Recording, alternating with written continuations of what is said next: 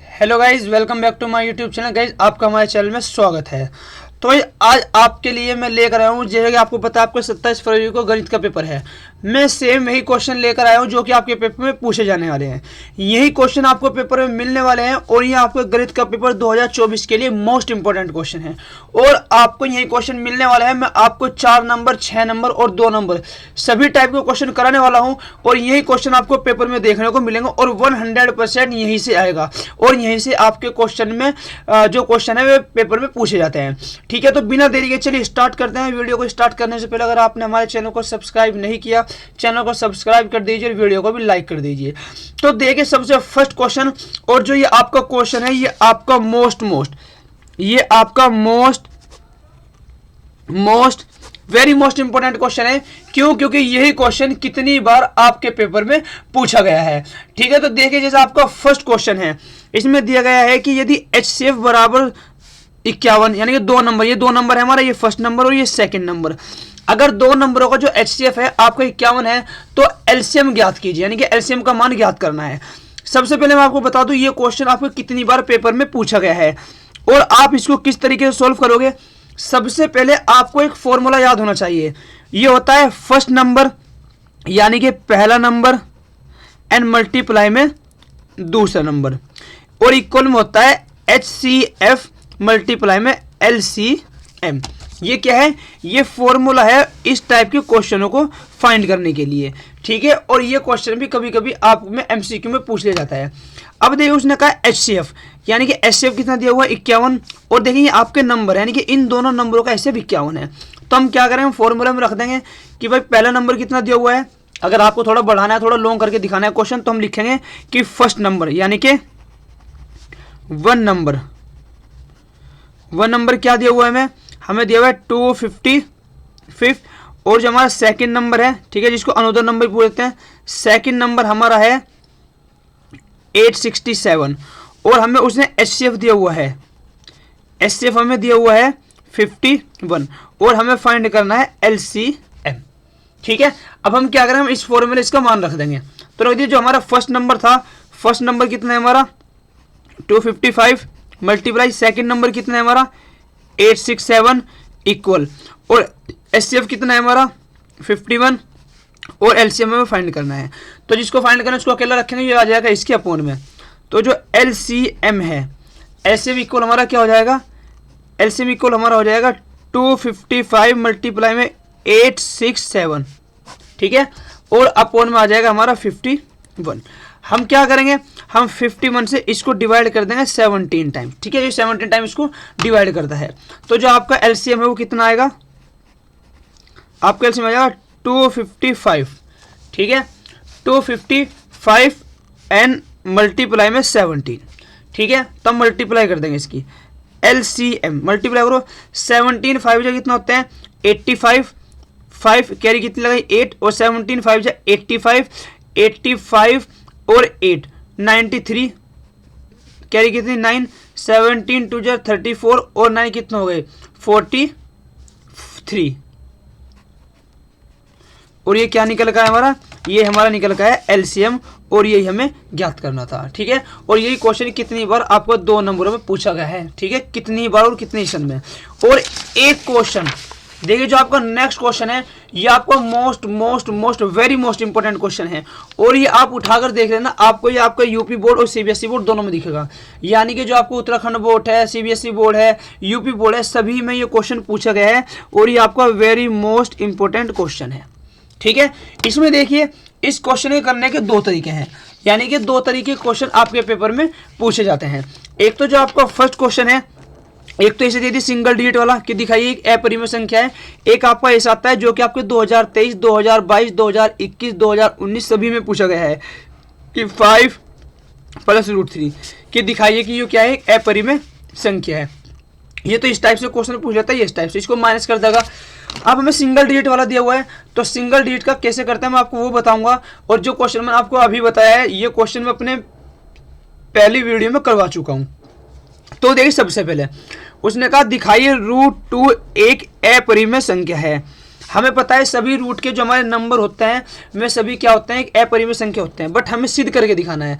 तो हम क्या करेंगे, हम इसको अपनी तरफ से लेके चलेंगे कि माना हमने मान लिया, माना √2 एक परिमेय संख्या है। क्या मान लिया हमने, माना √2 एक परिमेय संख्या है।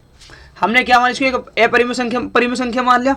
और हमें पता है परिमेय संख्या कौन सी होती है, परिमेय संख्या होती है जिसे हम किस में लिख सकते हैं, P/Q की फॉर्म में लिख सकते हैं। वो हमारी क्या होती है, परिमेय होती है। और देखिए ये हमारी अभी अपरिमेय और ये परिमेय है, जबकि हमने इसको परिमेय में कन्वर्ट किया।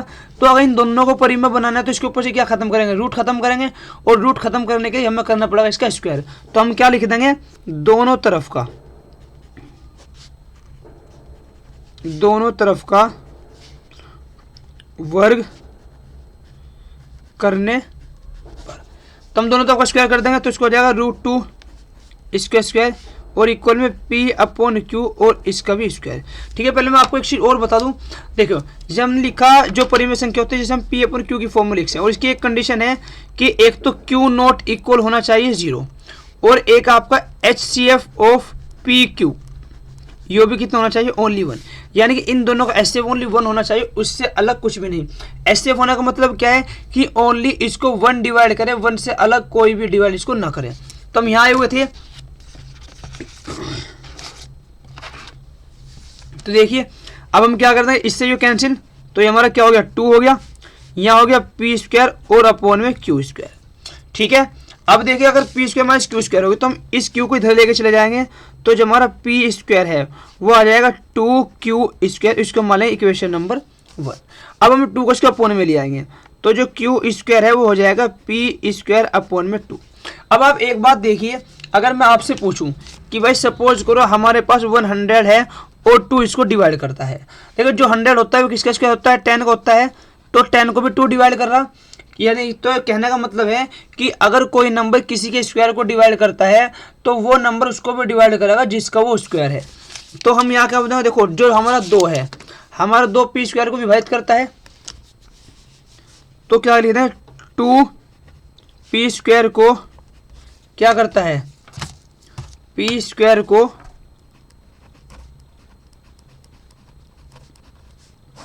विभाजित करता है। यानी जो हमारा जो 2 है वो P² को विभाजित करता है।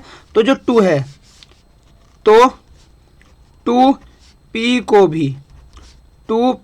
भी विभाजित करेगा। ठीक है, अब देखो ये तो हमने P का दिखा दिया, अब हम दिखाएंगे ऐसे ही Q का। अब Q का कैसे दिखाना है, तो याद रखिए सबसे पहले हमने P को दिखाया है तो हम इसी के बराबर कुछ मान लेंगे। हम कह लेंगे कि माना P बराबर 2M, इसके बराबर में एक वेरिएबल जोड़ेंगे और उसी में जुड़ेंगे जिससे हमने इसको देखा है कि इससे विभाजित होता है या नहीं होता है। 2M हो गया, इसका भी सेम चीज ऊपर करें, ऐसे ही काम करेंगे कि दोनों तरफ को क्या कर देंगे, दोनों तरफ का वर्ग करने कर दिया हमने दोनों तरफ का स्क्वायर। ठीक है, अब जैसे हम इसके दोनों तरफ का स्क्वायर करा तो स्क्वायर देखिए ये हो गया हमारे पास P² और इक्वल में 2M²। ठीक है, तो P का स्क्वायर क्या होता है, P² और इक्वल में 2 2 जा 4 और M²। किससे, समीकरण 1 से, समीकरण 1 से P² का मान रख देंगे और समीकरण 1 में P² का मान था 2Q²। तो हम यहाँ क्या रख देंगे, इसकी जगह रख देंगे 2Q² और इक्वल में 4M²। ये हो गया 2 2 जा 4, तो जो Q² है वो हो गया हमारा 2M²। तो हम M को नहीं रखेंगे, इसको अपॉन में ले आएंगे, M² हो जाएगा इक्वल Q² अपॉन में 2²। अब देखिए सेम जैसे P को दिखाया जैसे Q भी आ गया कि जो 2 है वो Q² को डिवाइड करता है। तो 2Q² को विभाजित करता है, तो अतः 2Q को भी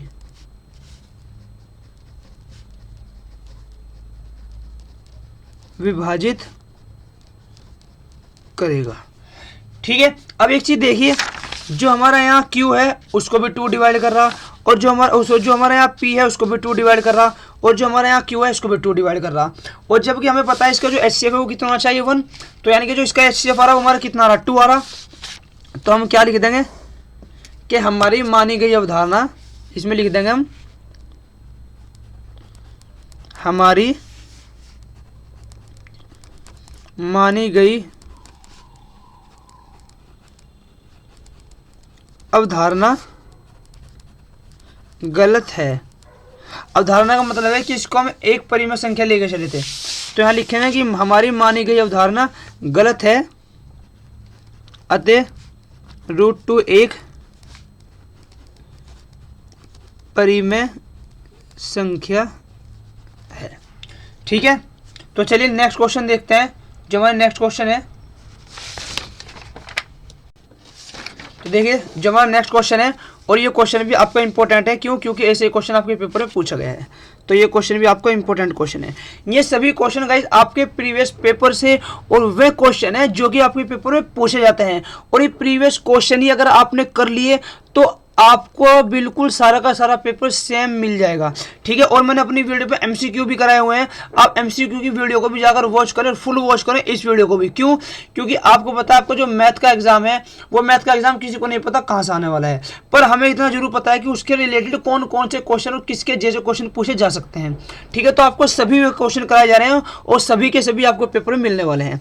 तो देखिए इसमें क्या दिया हुआ है कि साइन थीटा, ठीक है, इसमें 2 साइड दी हुई है कि सिद्ध करके दिखाना, प्रूव दैट।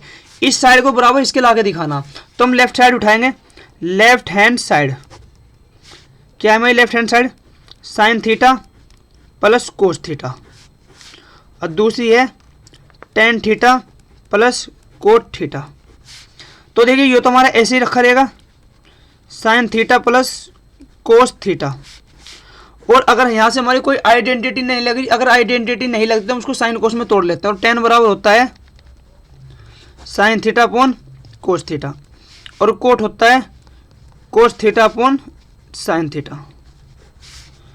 तो ये हो गया साइन थीटा और प्लस में कोस थीटा, दोनों का एलसीएम कितना आ गया, sine theta and cos theta. यहाँ करेंगे, यहाँ कितना हो जाएगा, साइन स्क्वायर थीटा, और इधर करेंगे कोस स्क्वायर थीटा। ठीक है, और sine square theta plus cos square theta आपको पता है क्या लिखते हैं 1, तो ये हो गया साइन थीटा और प्लस में कोस थीटा। ये ऊपर यहाँ बचा 1 और यहाँ बचा नीचे साइन थीटा और कोस थीटा। अब ये देखिए इन दोनों का अपॉन में है, तो ये इसे हो जाएगा sine theta plus cos theta और अपॉन में साइन थीटा और कोस थीटा। ठीक है, अब हम इन दोनों को इसके भी अपॉन में ले लेंगे, और हम इन दोनों को इसके भी अपॉन में ले लेंगे। Sine theta upon sine theta और cos theta plus cos theta upon sine theta और कोस थीटा। कोस से कोस कैंसिल, साइन से साइन कैंसिल, यहाँ बचा 1 अपॉन कोस थीटा। ठीक है, और यहाँ से बचा 1 upon sine theta. 1 upon cos theta क्या होता है, सेक थीटा, और 1 अपॉन साइन थीटा क्या होता है, कोसेक थीटा। ठीक है, और ये क्या दिखाना था हमें, यही हमें इसका प्रूफ करके दिखाना था, यानी कि ये हमारी क्या है, राइट हैंड साइड। ठीक है, जो उम्मीद है आपको क्वेश्चन समझ में आया होगा। नेक्स्ट क्वेश्चन देखिए, नेक्स्ट क्वेश्चन में क्या दिया हुआ है हमें, और ये भी क्या है, ये भी आपका मोस्ट इंपोर्टेंट क्वेश्चन है। ठीक है, ये भी आपका इंपॉर्टेंट क्वेश्चन है, क्योंकि ये भी कितनी बार आपके पेपर में पूछा गया है। देखिए 21 सेंटीमीटर त्रिज्या के एक वृत्त की एक चाप केंद्र पर 60 डिग्री का कोण अंतरित करती है। चाप द्वारा बनाए गए त्रिज्या खंड का क्षेत्रफल ज्ञात कीजिए, इस चाप की लंबाई भी ज्ञात कीजिए। ये क्वेश्चन दिया हुआ है। देखिए ये क्वेश्चन भी और इससे रिलेटेड है कि ऐसा क्वेश्चन पेपर में कितनी बार पूछा जाता है। सबसे पहले हमें जो दे रखा हम उसको लिख लेंगे। हमें दिया क्या है, हमें दिया हुआ है 21 सेंटीमीटर त्रिज्या के एक वृत्त की। देखो 21 सेंटीमीटर त्रिज्या का मतलब क्या है कि एक सर्कल है हमारे पास। ठीक है, एक सर्कल है जिसकी जो रेडियस है वो कितनी है, 1 सेंटीमीटर है। और उसने कहा इस सर्कल पर वृत्त की एक चाप द्वारा केंद्र पर बनाया गया कोण 60 है। चाप जो होता है जो सर्कमफेरेंस पर कटता है हमारा, तो एक चाप हमने ये मान लिया जो इस पर कितने डिग्री का कोण बनाता है, 60 डिग्री का। आंतरिक ज्ञात है, चाप द्वारा बनाए गए त्रिज्यखंड का क्षेत्रफल, यानी कि इसका क्षेत्रफल है, इस भाग का पूरा क्षेत्रफल ज्ञात करना है।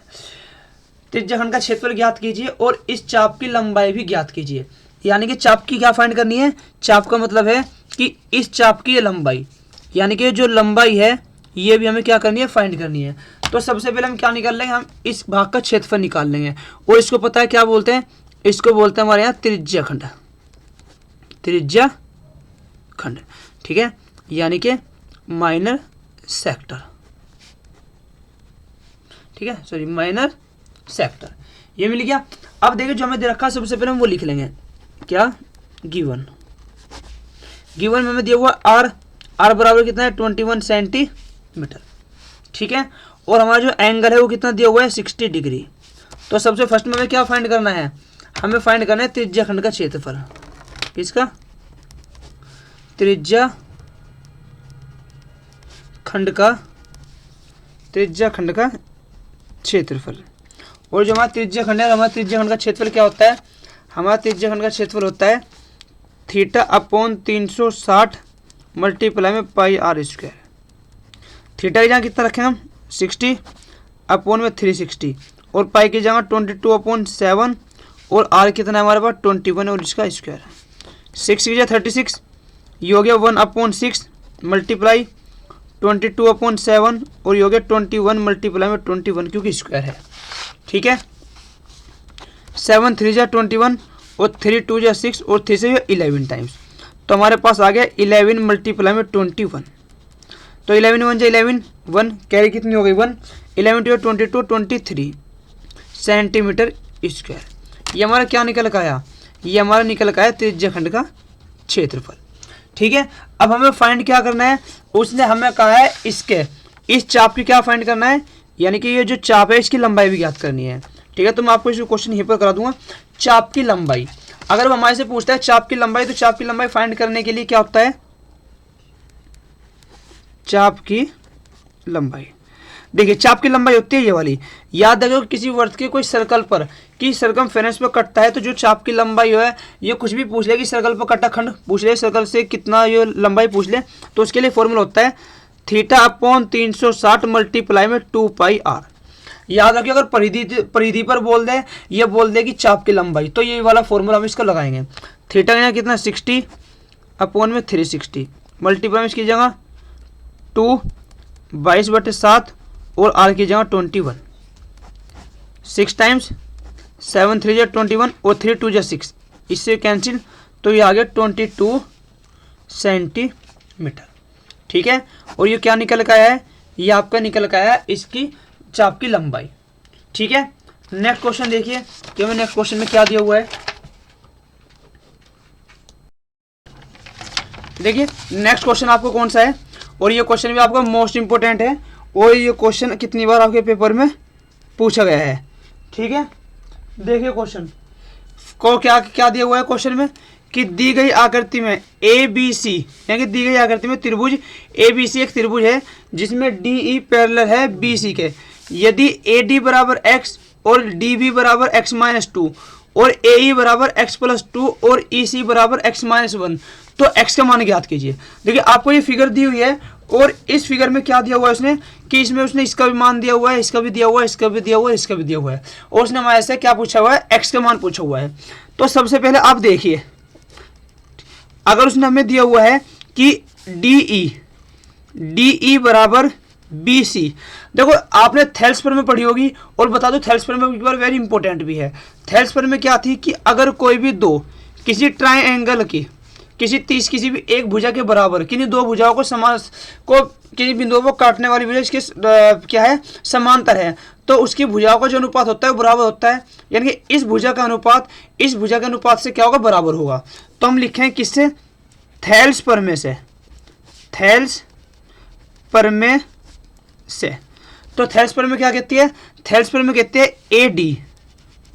ए D upon B D, A D upon B D का जो आपका रेशो है वो ए ई, यानी कि ए ई अपॉन ई सी के अनुपात के क्या होता है, इक्वल होता है। तो जो ए डी है आपका, ए डी कितना है, एक्स है, और जो आपका बी डी है आपका एक्स माइनस 2, इक्वल जो आपका ए ई है वो एक्स प्लस 2 और जो आपका ई सी है वो है एक्स माइनस 1। तो क्रॉस मल्टीप्लाई कर देंगे, क्या कर देंगे, इसकी इधर और इसकी इधर, तो एक्स और एक्स माइनस 1 ये हो जाएगा एक्स माइनस 2 और एक्स प्लस 2। ठीक है, अब देखिए मल्टीप्लाई कर देंगे, एक्स की एक्स में करेंगे एक्स स्क्वायर और 1 में करेंगे तो एक्स, इसकी इसमें करेंगे, देखो ये एक बार प्लस में एक बार माइनस वाला फॉर्मूला है, एक बार प्लस वाला और एक बार माइनस वाला, तो ये हो जाएगा एक्स का स्क्वायर और माइनस 2 का स्क्वायर, तो ये हुआ एक्स स्क्वायर माइनस एक्स और ये हो गया एक्स स्क्वायर माइनस के 4। इसको इधर ले आएंगे, x square minus 4 minus x square और इक्वल में माइनस का 4, ये कैंसिल हो गया इससे। तो हमारे पास कितना बचा, माइनस का 4, सॉरी ये है माइनस का एक्स, ये बचा एक्स और ये बचा इक्वल में माइनस का 4 और ये भी माइनस था, माइनस से माइनस कैंसिल, तो एक्स बराबर हमारा निकल के आ गया 4। ठीक है, और ये हमें क्या करना था, इसका मान फाइंड करना था। ठीक है, तो नेक्स्ट क्वेश्चन देखिए, जो हमारा नेक्स्ट क्वेश्चन है, नेक्स्ट क्वेश्चन में क्या दिया हुआ है। देखिए सबसे पहले आपको बता दूं ये क्वेश्चन आपको मोस्ट इंपॉर्टेंट है, और मोस्ट इंपॉर्टेंट क्योंकि यही क्वेश्चन आपके 2023 में पूछा गया है, 2022 में भी पूछा गया है और 2020 में भी पूछा गया है। दोनों सनों में आपका ये क्वेश्चन पूछा गया है, और आपको नहीं दिखता तो आप एग्जाम उठाकर देख लेना, आपको हर पेपर में ही दिखने वाला है क्वेश्चन। ओनली जैसे यहाँ उसने योग 9 का है, यहाँ 27 के देता है, पर क्वेश्चन सेम यही रहता है। देखिए क्वेश्चन क्या है कि 2 अंकों की एक संख्या के अंकों का योग 9 है, इस संख्या का 9 गुना संख्या के अंकों को बदलने से बनी संख्या का 2 गुना है, वह संख्या ज्ञात कीजिए। सबसे पहली बात तो 2 अंकों की एक संख्या के अंकों का योग। अब देखिए 2 अंकों की संख्या होने का मतलब क्या है, यानी कि 2 अंक का मतलब है जैसे कि हमारे पास क्या है, 10 हो गया, 11 हो गया, 12 हो गया, डॉट डॉट ऐसे 99 तक। देखिए इसमें 2 अंक हैं, एक अंक ये है और एक अंक ये है, इसमें भी एक अंक ये है, एक अंक ये है। उसने कहा 2 अंकों की एक संख्या के अंकों का योग 9 है, इस संख्या का 9 गुना संख्या के अंकों को बदलने से बनी संख्या का 2 गुना होता है। अब देखिए जैसे कोई संख्या 2 अंकों की होती है तो उसमें एक तो 1 होता है और एक 10 होता है। ठीक है, जैसे ये 1 हो गया 1 के प्लेस पर, ये 10 के प्लेस पर। तो अब हमें संख्या तो पता नहीं दोनों कौन सी हैं, तो हम उनको एक्स और वाई मान लेंगे। अब अगर हमने एक्स वाई मान लिया तो हमें ये कैसे पता लगेगा कि कौन सा हमारा इकाई का अंक है और कौन सा हमारा दहाई का अंक है। तो हम क्या करेंगे कि माना इकाई का अंक, माना इकाई का अंक हमारा क्या है, x है। ठीक है, और हमने मान लिया माना दहाई का अंक, कि माना दहाई का अंक, दहाई का अंक हमारा क्या हो गया, y हो गया। ठीक है, तो क्वेश्चन के प्रश्नानुसार क्या कहा उसने, प्रश्नानुसार उसने क्या रखा है कि इन दोनों कि 2 अंकों की एक संख्या के अंकों का योग जो है वो 9 है। 2 अंकों की संख्या कौन सी, एक x है एक y है, तो x प्लस वाई इक्वल किसके दे रखा है, 9 के। तो ये हमारा यहाँ से क्या हो गया, ये हो गया हमारा यहाँ इक्वेशन नंबर 1। ठीक है, अब दूसरे में उसने क्या कहा है, देखो उसने कहा है इस संख्या का 9 गुना संख्या के अंकों को बदलने से बनी संख्या का 2 गुना है, वह संख्या ज्ञात कीजिए। अब सबसे पहले हम लिखेंगे 2 अंकों की संख्या।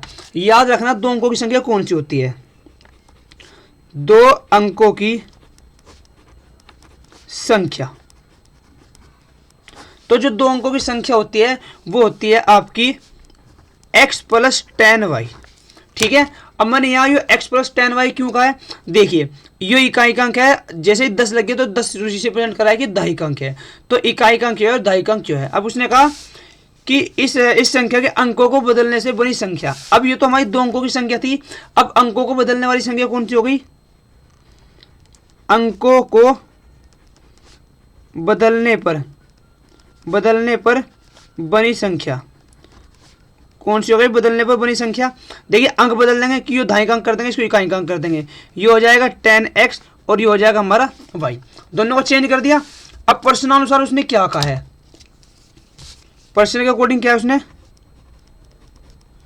प्रश्नानुसार। ठीक है, यहाँ लेते हैं पुण्य प्रश्नानुसार। पुण्य प्रश्नानुसार उसने क्या कहा है कि 2 अंकों की एक संख्या के अंकों का योग 9 है, इस संख्या का 9 गुना संख्या के अंकों को बदलने से बनी संख्या का 2 गुना है, इस संख्या का 9 गुना, यानी कि जो संख्या था इसका 9 गुना, 9x प्लस 10y अंकों को बदलने से बनी संख्या का 2 गुना है। ठीक है, अंकों संख्या को बदलने वाली संख्या कौन सी थी, 10x प्लस y। उसने कहा है इस संख्या का 9 गुना, यानी कि जो संख्या है इस संख्या का 9 गुना इस संख्या के अंकों को बदलने से बनी संख्या का 2 गुना है, वह संख्या ज्ञात कीजिए। देखिए इस संख्या का 9 गुना अंकों को बदलने पर बनी संख्या के 2 गुना के बराबर है, यानी कि इस संख्या कितना 2 गुना, इस संख्या कितना कहा उसने 2 गुना का है, तो मल्टीप्लाई कर देंगे 9x और प्लस में 90y, ये हो गया 20x और ये हो गया 2y। तो हम क्या करेंगे x वाले एक तरफ और y वाले एक तरफ, सारों को उठा के ऊपर लेके चल जाएंगे, इस y वाले इधर ले आएंगे, तो ये होगा 20x और माइनस 9x। ठीक है, और ये हमारे पास क्या हो गया, ये हमारे पास यहाँ कितना y था, ये y इधर आ गया। ठीक है, 90y और माइनस का 2y, ये कितना बचा हमारे पास 11x और ये हमारे पास कितना बचा 88y। ठीक है, तो 11 8 जा 88 हो जाएगा, 11 8 जा 88, तो जो हमारा x बराबर है वो हो गया 8y। ठीक है, एक बार कन्फर्म भी करते हैं चीज़ गलती तो नहीं करी हमने, 9x प्लस y हो गया, सही करता रहे अभी तक तुम, कोई मिस्टेक नहीं है। ठीक है, तो x बराबर हमारा कितना निकल गया 8y निकल के आ गया। ठीक है, ये हमारा निकल का है मान x का, और हमें दोनों का मान फाइंड करना है। ये फिर हम इसको कैसे भी लिख सकते हैं, हम इसको ऐसे भी लिख सकते हैं x माइनस 8y और इक्वल में 0, और इक्वेशन नंबर हमारे पास क्या है 2 है। इक्वेशन नंबर हमारे पास 1 क्या थी, इक्वेशन 1 हमारे पास ये थी। अब हम क्या करेंगे, हम इक्वेशन 1 और 2 को सॉल्व कर देंगे। समीकरण 1 व 2 को हल करने पर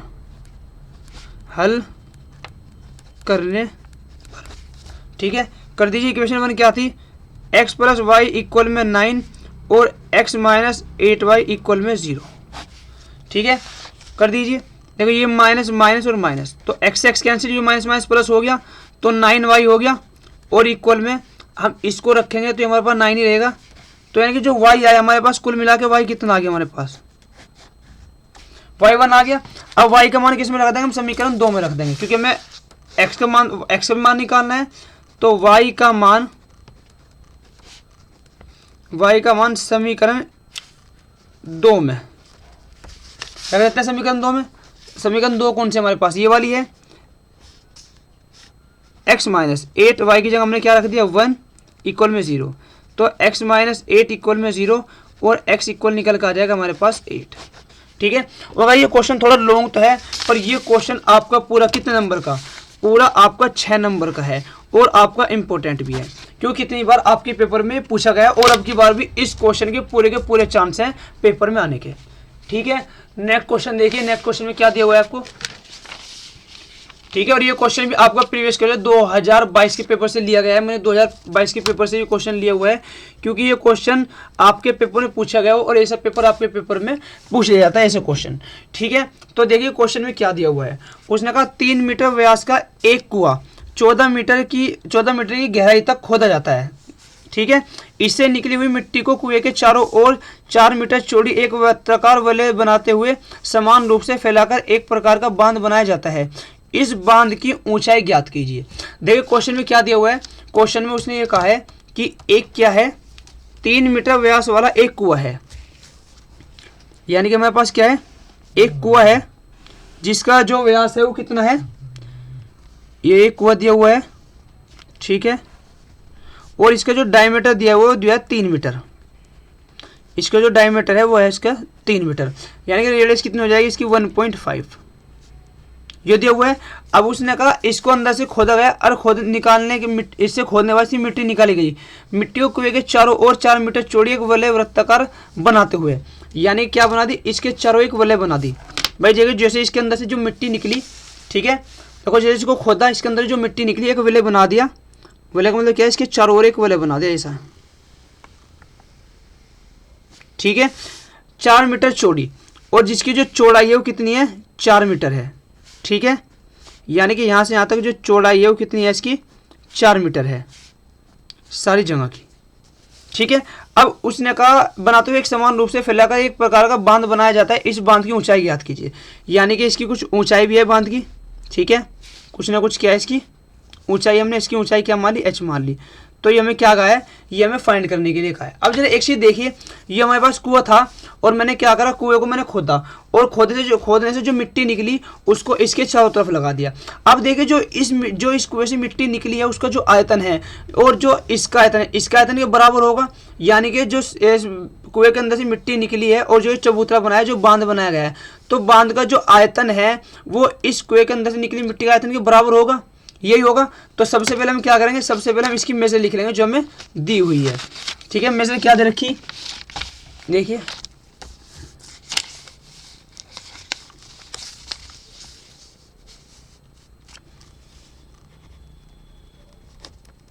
सबसे पहले जो हमें दे रखा है वो लिख लेंगे कि कुएं का व्यास, कुएं का व्यास कितना दे रखा है उसने, 3 मीटर। तो जो कुएं की त्रिज्या है, कुएं की त्रिज्या में पता हाफ होती है 3.2 सेंटीमीटर, हमने इसको कर ली। ठीक है, मीटर दिए, सेंटीमीटर दिए, एक बार दे देते हैं, मीटर में दे रखा तो हम इसको भी क्या मान लेंगे, मीटर मान लेंगे। मिल गया।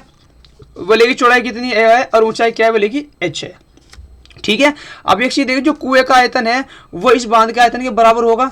अब देखिए कुएं का आयतन, यानी कि सबसे पहले हम अलग निकाल लेते हैं, तो कुएं का आयतन,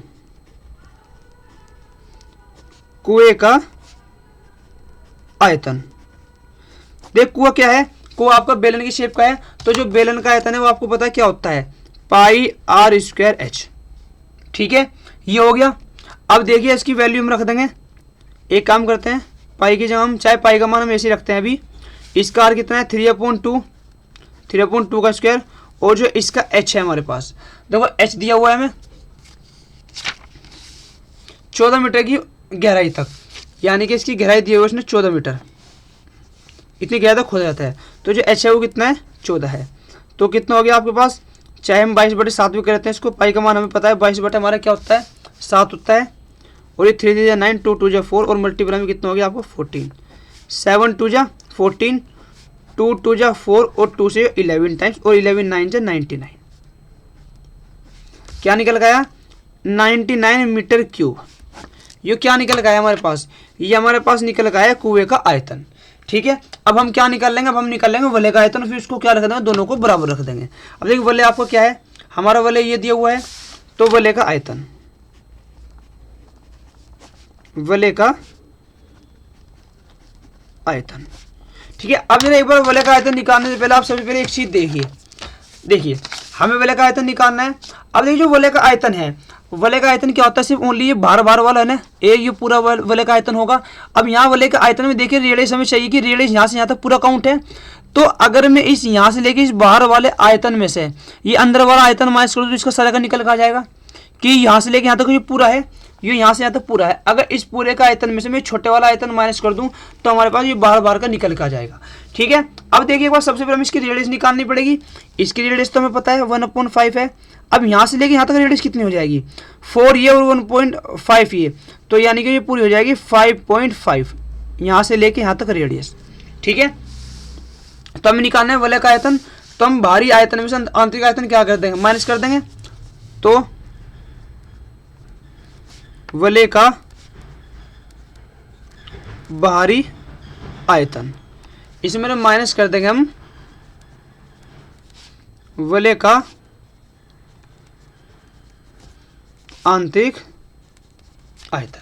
ठीक है, अब ये बाहर का वलय का जो बाहरी आयतन है, अब बात यह है कि जो हमारा वलय वो किसकी शेप का होगा हमें नहीं पता, पर एक चीज देखिए हमें पता है जो मिट्टी यहाँ से निकली वो बिल्कुल इसकी शेप का है, यानी जो मिट्टी निकली उससे तो बांध बनाया गया है।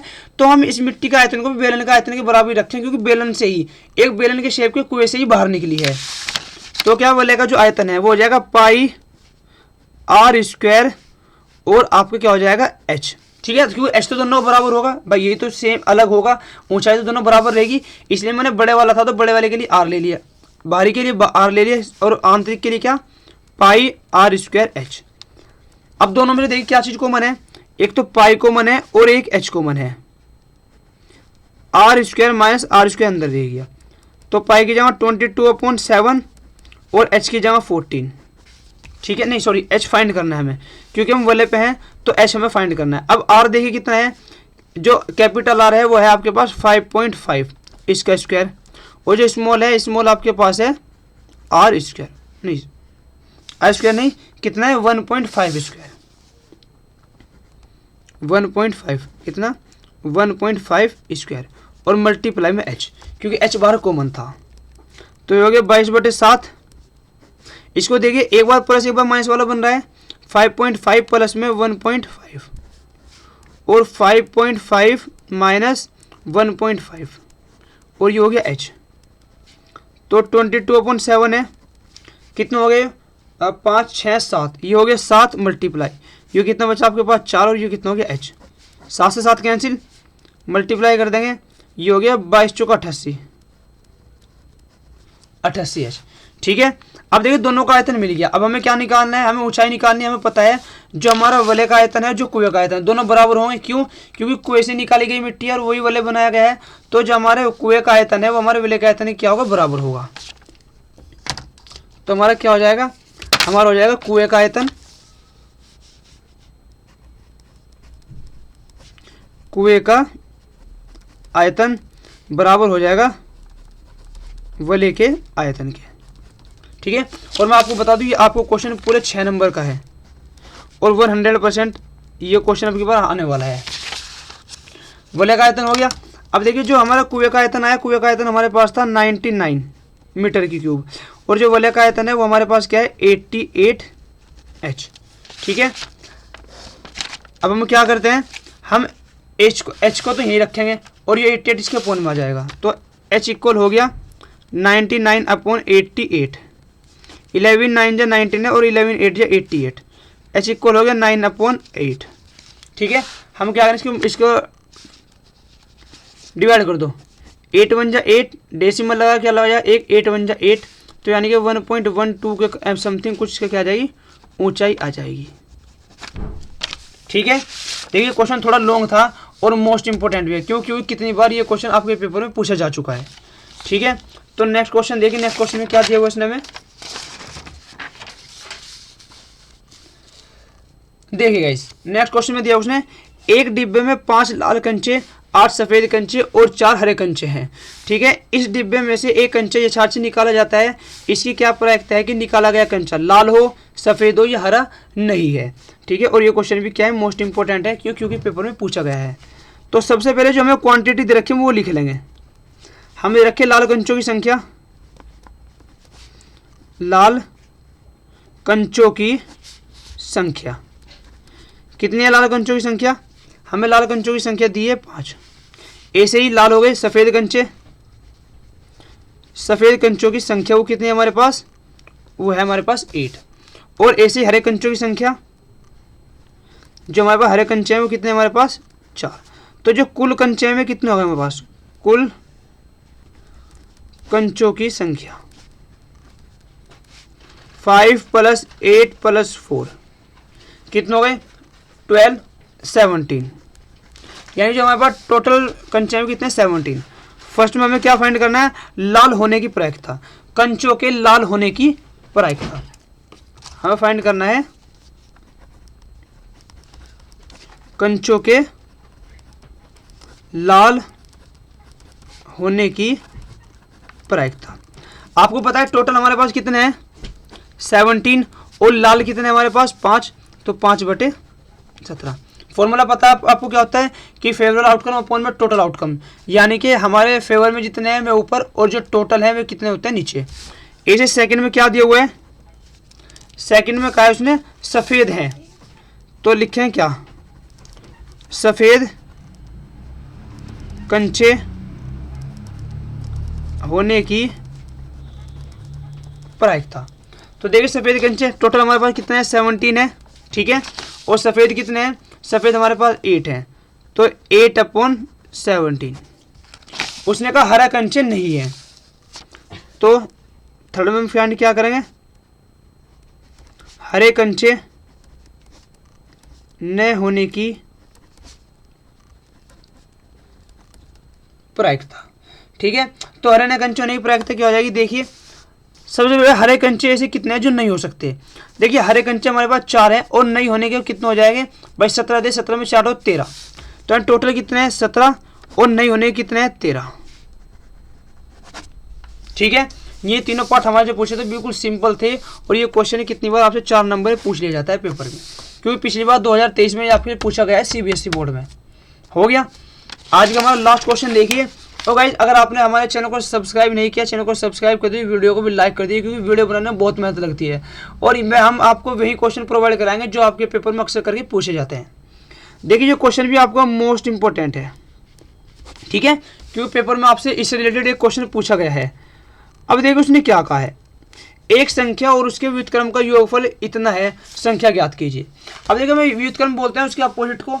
अब हमें संख्या तो पता नहीं भाई, संख्या पता होगा जब भी तो हमें व्युत्क्रम पता होगा, तो हम संख्या अपनी तरफ से मान लेंगे कि माना संख्या x है, x मान लिया, तो इसका व्युत्क्रम क्या होगा, संख्या का व्युत्क्रम, वो हो जाएगा 1/x। अब देखो उसने कहा एक संख्या और उसके व्युत्क्रम का योगफल, यानी कि क्या, प्रश्नानुसार।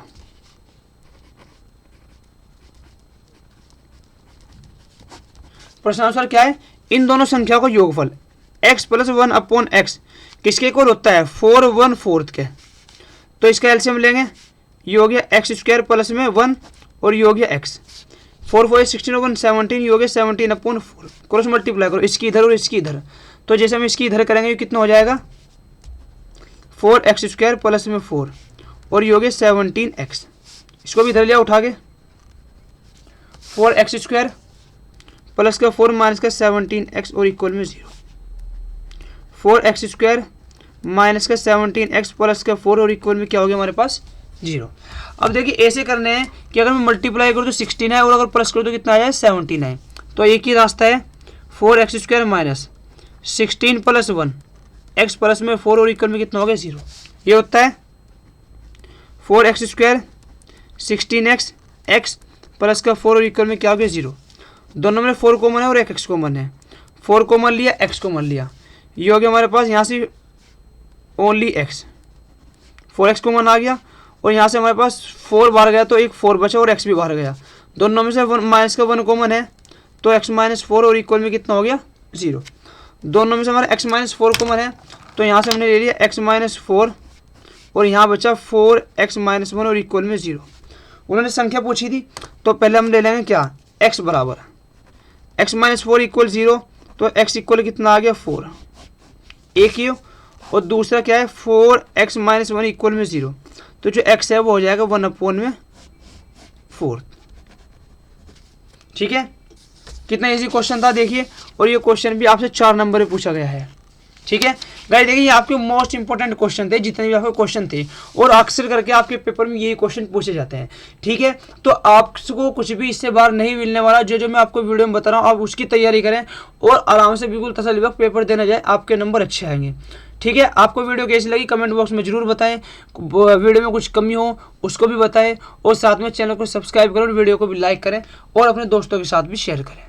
Thank you.